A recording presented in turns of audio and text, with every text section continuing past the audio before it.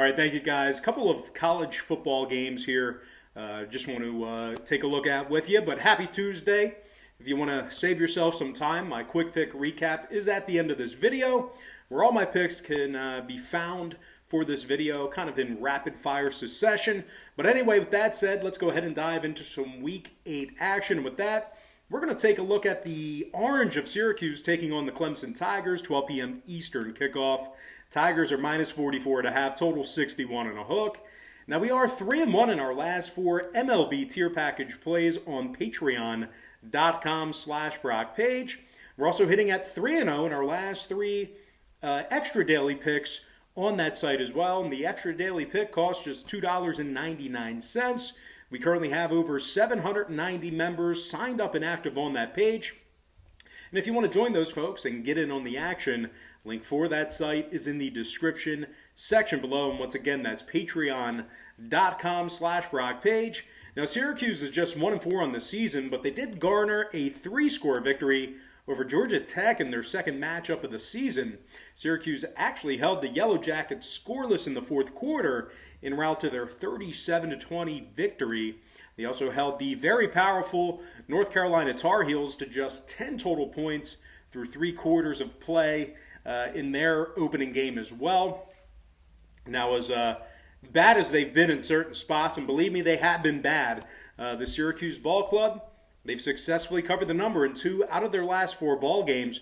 They're 1-1 against the spread in their 2 contests on the road. Now keep an eye out for Taj Harris, who leads the receiving corps with 26 catches for 434 yards and 4 scores.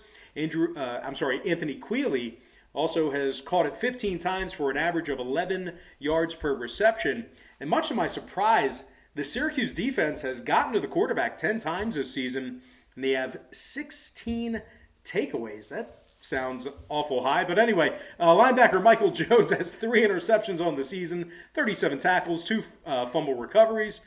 Even the kicker, Anthony Schmidt, he's converting on 92% of his PATs and connected on 5 of 7 field goal attempts. Now they're taking on a Clemson squad who failed to cover the number against the likes of Wake Forest and Virginia. And as good as this offensive line is, and believe me, they are talented, quarterback Trevor Lawrence has been sacked 7 times, so you can get to him. Now, total-wise, 3 out of Clemson's previous 4 contests stayed under the total of 61.5 points, throwing out the Georgia Tech game. Meanwhile, 3 out of Syracuse's last 4 contests stayed under that number themselves. Give me the Orange of Syracuse plus 44.5, keeping it close, and the under 61.5 in that game. Guess the books are thinking massacre in that one. But anyway, before we go ahead and move on, just want to take another quick timeout and welcome you to the video. Got some lines and personal leans out for college football week 8. But before we dive into some more free content right here on YouTube, just got to quickly remind you once again that we are 3-1 in our last 4 MLB tier package plays on patreon.com/Brock Page. We're also 3-0 in our last 3 extra daily picks on that site as well. And the extra daily pick costs just $2.99. We currently have over 790 members signed up and active on that page.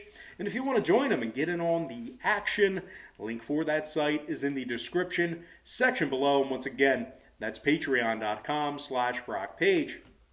And moving on, we're going to take a look at Notre Dame Pitt, 3:30 p.m. Eastern start time. The Irish are the 10-point favorite. Total's 44, juice to the over. The Pitt Panthers are plus 350 for an upset win. Now, we did see a 4-point move downward on this total. A lot of underbettors on this one. Number open 48 down to 44 already, just in one day. It was 48 yesterday on Monday. Now, Pitt's on a 3-game losing streak. 30 points a game they gave up during that skid. They lost to the likes of Miami, Boston College, and NC State during that span. They were held scoreless in the first and fourth quarters in that contest against Miami. Pitt's also converting on just 35% of their third down plays. And out of their 3 games played at Heinz Field this season, they failed to cover the point spread in all 3 of them. They're taking on an undefeated Notre Dame squad who's coming fresh off a 12-7 victory over Louisville. They did hold the Cardinals scoreless in 3 of those quarters in that game.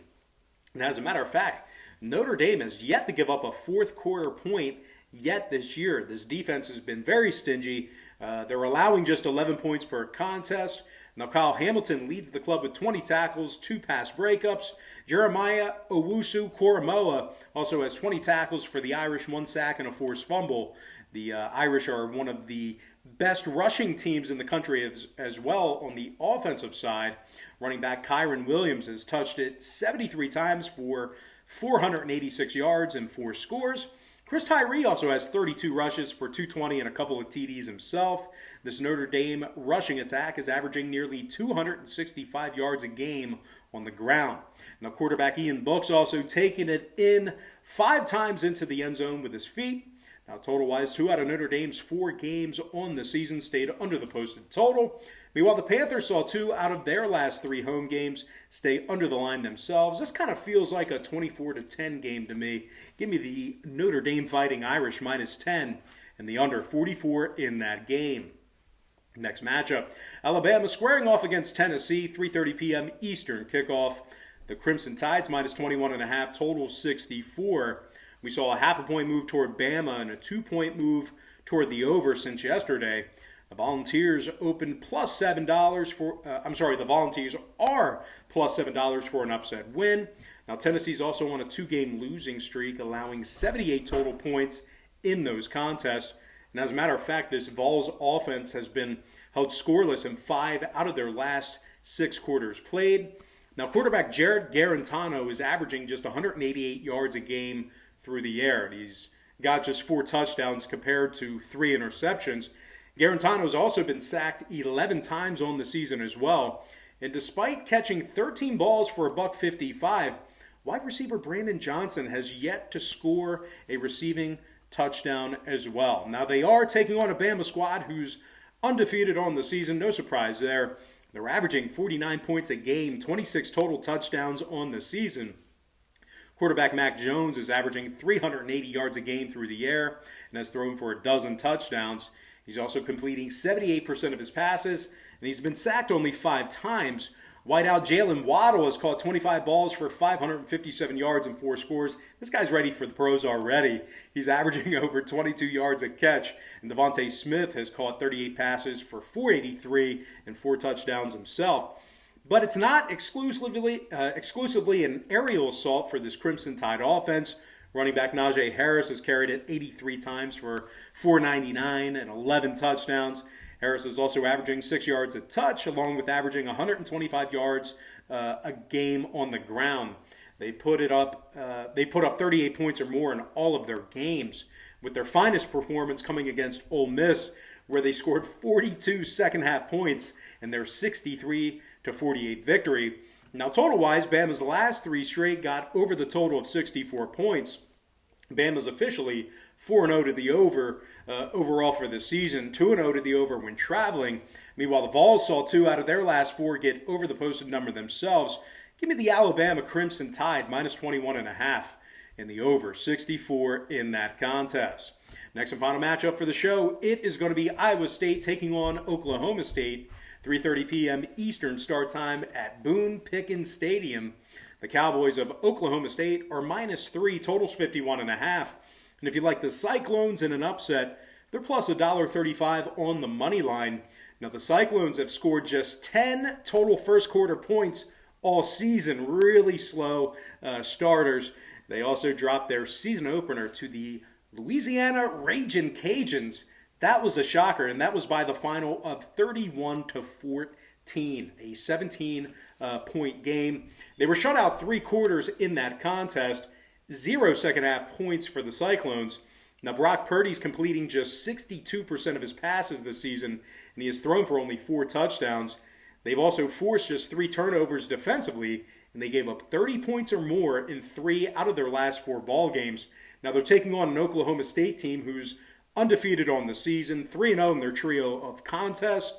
They've given up 13 points or less in all 3 of their games. They're giving up just 9 points per contest on average, to be exact. And they've actually yet to give up any first quarter points this season. This Cowboy defense has 12 sacks through 3 games. Linebacker Calvin Bundage has 3.5 sacks on the season, 10 total tackles. Amen Abin Bemidja, I think I got that right or close. He leads the Oklahoma State defense with 22 tackles along with 1.5 sacks. Meanwhile, on the offensive side of things, Tylan Wallace has caught the ball 19 times for 325 yards and 2 scores. Now, Wallace is averaging over 17 yards per reception. Running back Chuba Hubbard also carried the ball 69 times for 339 yards and 4 rushing TDs. He's averaging nearly 5 yards a carry when he touches it.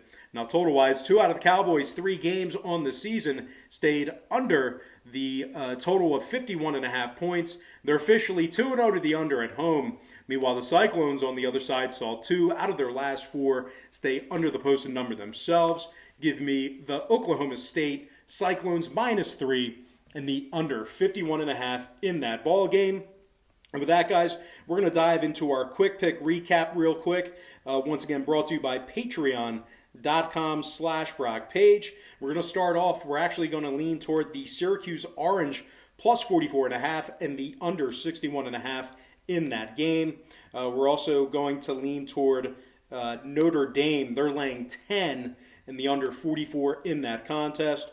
We're leaning toward Alabama, laying the 21.5 and the over 64 in that contest. And last but certainly not least, we're going to lean toward Oklahoma State -3 in the under 51.5 in that ball game. And with that, guys, that's going to do it for me. Don't forget to check me out on Patreon. If you guys decide to get a package here today, just keep in mind we'll bill you the day you sign up and then the first of every month following that. But most importantly, guys, got to thank you for joining me right here on YouTube. Really hope you enjoyed all this great free content, all this great free information. And with that said, happy Tuesday to you. Best of luck to you. And I look forward to seeing you later on today on my website at patreon.com/BrockPage.